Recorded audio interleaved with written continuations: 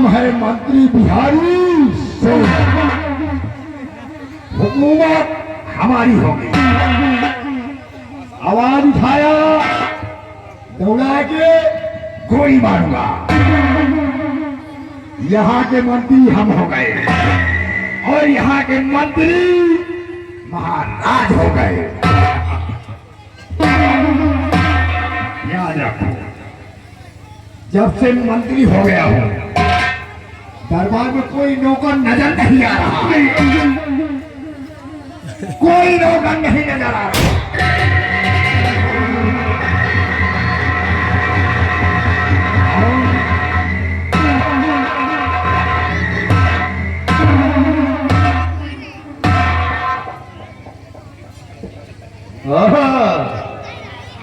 मंत्री बिहारी सिंह। बिहारी सिंह, अच्छा बहुत अच्छे, बहुत अच्छे। अब हम दोनों मिलकर राज्य को चलाएंगे, है ना? अब ऐसा करो, कुर्सी लगाओ, हम बैठना चाहते हैं। कुर्सी हम लगाए? हम मंत्री हैं। अरे तो हम महाराज बनेंगे यार। तो कुर्सी कौन लगाएगा? तुम लगाओगे। हम नहीं लगाएंगे। और क्या लगाएगा? कुर्सी तुम लगाओगे। अच्छा ठीक है, ठीक है। कुर्सी लगाइए। हम हैं मंत्री बिहारी सिंह। और आगे कुर्सी लगाइए, मंत्री जी बैठेंगे।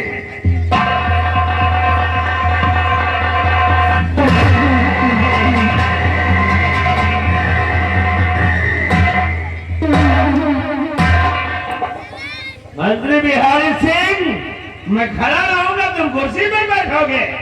तो ये कुर्सी नहीं हो सकता है। कुर्सी नहीं लगाओगे। ऐसा करो, हम लोग 4 कुर्सी पर बैठेंगे। जाओ बुढ़े को लेकर के आओ, उसका काम तमाम किया जाए। पहले बुढ़े का खात्मा करो। अरे उस बुढ़े को नहीं, जो कारागार में बंद है बुढ़ा। तो कहीं बुढ़े को है नहीं, वो रहने दो।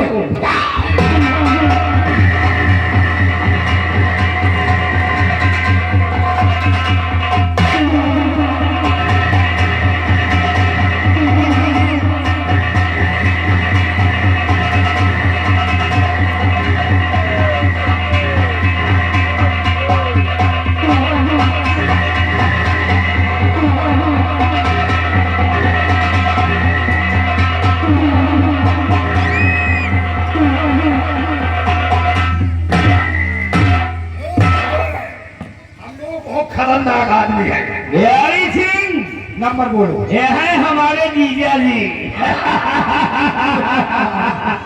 ऐसे ही हालात में मैं आया था यहाँ पर, लेकिन ये सब नसीब की बात है कि आज मेरे पास सब कुछ हो गया और इनके पास अब कुछ भी नहीं है। यहाँ तक इनकी शरीर में जान भी नहीं रहेगी। इसीलिए लगाओ निशाना, हराम करो, हराम खोर को। नंबर बोलो। नंबर 1। क्यों रुक जाए? बोली भाई। बोलिए भी नहीं भरे क्या? अबे कहाँ? तब लौट करो फिर जल्दी। नंबर बोलो। लौट कर लो। नंबर 1 और नंबर 2 और नंबर।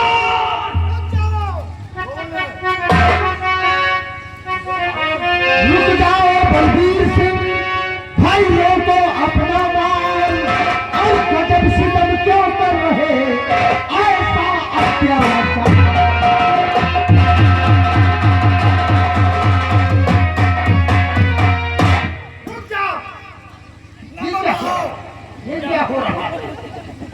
खून खराबा, क्यों मौत के घाट उतारना चाहते हो इनको?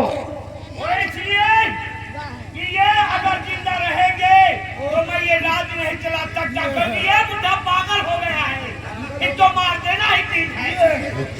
अच्छा और राज्य तुम दोनों चलाओगे। मैं राजा बनूंगा और ये मंत्री। आप मंत्री बन गए।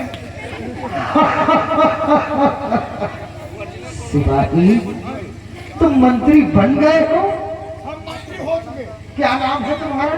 मंत्री बिहारी हटो पीछे। महाराज बलबीर सिंह आप बनोगे। महाराज बलबीर सिंह। ये बुढ़ा रास्ते का रोड़ा है, इसीलिए इन्हें मौत के घाट उतारना चाहते थे। एक काम करो, अपने हाथों से खून खराबा मत करो, क्यों? क्योंकि तुम अब सम्राट बनने जा रहे हो।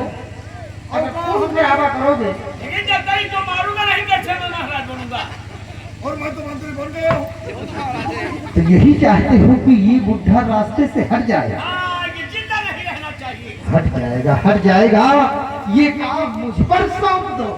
बस हाँ हाँ, कैसे कैसे? तुमने काफी नाम सुना होगा इसका इस तारागढ़ के अंदर डाकू मोहर सिंह। घबराओ नहीं, कोई जरूरत नहीं हथियारों की।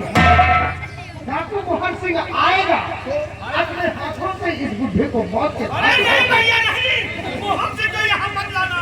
वो हमसे आ गया तो हम लोग को भी मार देगा। अरे तुम लोग घबराओ मत, तुम दोनों को कुछ नहीं होगा, क्यों? क्योंकि हम उसे अपना चेला बना चुके हैं। ओ, मतलब मोहन सिंह को अपने बस में कर रखे हो। हाँ हाँ भाई, जो हम कहते हैं वही डाकू मोहन सिंह करता है। एक काम करो, हथियारों को नीचे रख दो, कोई जरूरत नहीं है इसकी। ले लो, बुढ़ा ही साला। ले लो चेला, इसको भी ले लो। कहाँ मरना चाहिए बाबा जी? ले लो ले लो ले लो बाबा। अब हम डाकू मोहन सिंह को बुलाते हैं और डाकू मोहन सिंह इनको मौत के घाट पहुंचा देगा। हम लोगों को कुछ नहीं कहेगा ना? ना ना ना, कुछ नहीं कहेगा। खड़े रहो, खड़े रहो, दोनों लोग खड़े रहो। चेला, ठीक किया, ठीक किया। जाओ देखो, डाकू मोहन सिंह खड़ा होगा पहाड़ी के पीछे। उससे कहना कि गुरुदेव ने तुम्हें बुलाया है। जाओ, इसकी बात करो।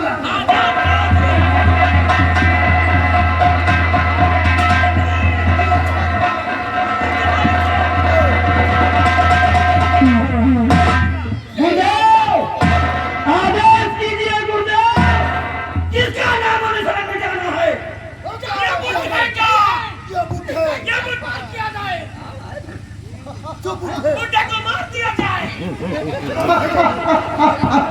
महाराज सबके सब असमंजस में पड़ गए। ये आपस में लड़ क्यों रहे हैं? बेटा, ये लड़ नहीं रहे हैं, तुमको डाकू मोहर सिंह समझकर तुम्हें गिरफ्तार करवाना चाहते हैं।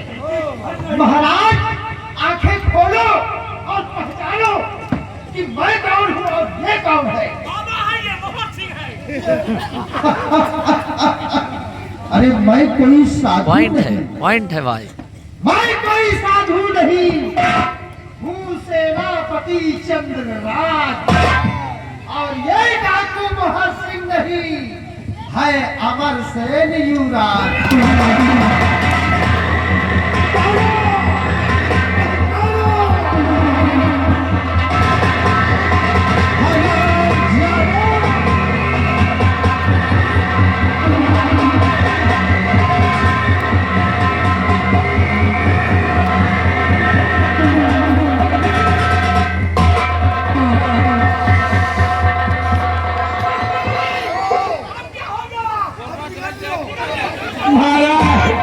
महाराज, हम भी कोई महात्मा नहीं है, हम भी सिपाही महाबली हैं।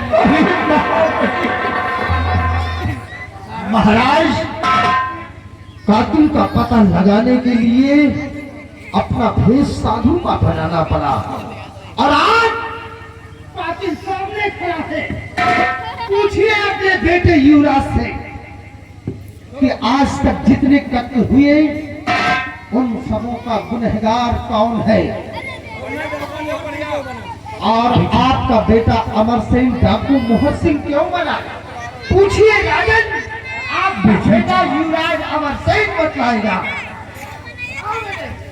देखिए अमर सिंह इस हालात में कैसे हुई और कौन है दुश्मन?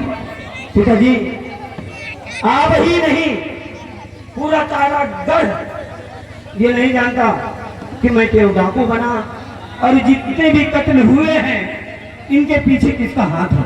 किसका हाथ है बेटी? आज वो समय आ गया है पिताजी कि आज सच्चाई से पर्दा उठने जा रहा है। 18 साल पहले रची हुई साजिश का आज पर्दाफाश होने जा रहा है पिताजी। एक ऐसी साजिश कि तारागढ़ में खाली 4 लोग जानते हैं। एक मैं जानता हूं, एक और है कोई जानता है, और 2 और थे पिताजी, वो तो अभी दुनिया में नहीं रहे। आप पिताजी, इस कहानी की शुरुआत हुई उस समय जब मेरा जन्म हुआ। डी के बांदर जब मैं से पैदा हुआ, उधर बलवीर सिंह का बेटा प्रकाश पैदा हुआ। एक दिन बलवीर सिंह के आंखों में लालच आ गई पिताजी। कहते हैं लालच इंसान को खा जाती है। आज देखो बलवीर, तेरे ही लालच ने तेरे परिवार को खा गया। पिताजी, ए हराम खोर, इसके आंखों में लालच बस गई और उसने क्या किया, मेरी माँ की गोद से मुझे उठाया और ले गया अपनी पत्नी की गोद में, और अपनी पत्नी की गोद से अपने बेटे को उठाया और ले जाकर मेरी माँ की गोद में डाल दिया। ये सोचकर कि वक्त आएगा, ये वक्त एक दिन करवट जरूर बदलेगा, और जब सच्चाई सफल होगी तो तारागढ़ का शहंशाह इसका बेटा बन जाएगा। लेकिन माँ की ममता कहाँ रुकती, इसकी पत्नी को ये बात रास ना आई और उसकी नजरों में ये सब गलत लगा और माँ की ममता जाग उठी। मौका पाकर इसकी पत्नी ने अपना बेटा ले जाकर अपना बेटा महारानी की गोद से ले आई और महारानी का बेटा महारानी की गोद में छोड़ा। दोनों बच्चे अपनी अपनी जगह अपनी अपनी माँ के पास पहुंच गए। लेकिन ये बात ये नहीं जानता था, ये बात ये नहीं जानता था, ये तो यही जानता था कि उसके घर में जो पल रहा है वो महाराज का बेटा यानी मैं। और एक दिन मौका पाकर ले गया अपने बेटे को जंगल में और ले जाकर बड़ी बेदर्दी से अपने बेटे को अपने हाथ से मौत के घाट उतारा। ये तो यही समझता था कि खत्म हो गया आपका वंश, अब यहाँ का राजा इसका पीछे पीछे जब बेटे को मार डाली तो पीछे पीछे इसकी पत्नी पहुंची। अरे धन्य हो नारी, धन्य हो नारी। कहती माँ की मुझे एक माँ ही जानती है, दूसरा कोई जानता नहीं। ले गई खींच कर निर्मला को उसी जगह जहाँ पर उसका अपना बेटा मरा पड़ा था।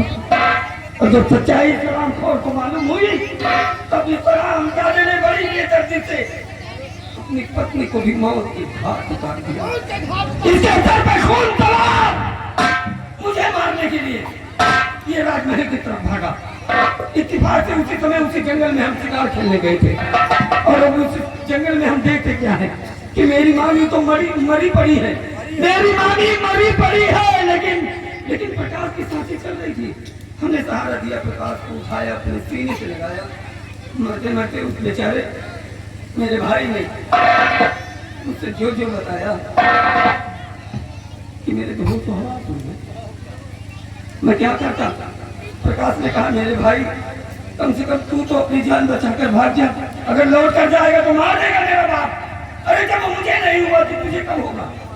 मैं क्या करता, अगर लौट कर राजमहल जाता तो इसके हाथों मौत की खाक उतर जाता। बन गया डाकू मोहर सिंह। कत्ल इसने किया अपनी पत्नी का, अपने बेटे का, और दोनों का इल्जाम मेरे माथे पर ठोक दिया।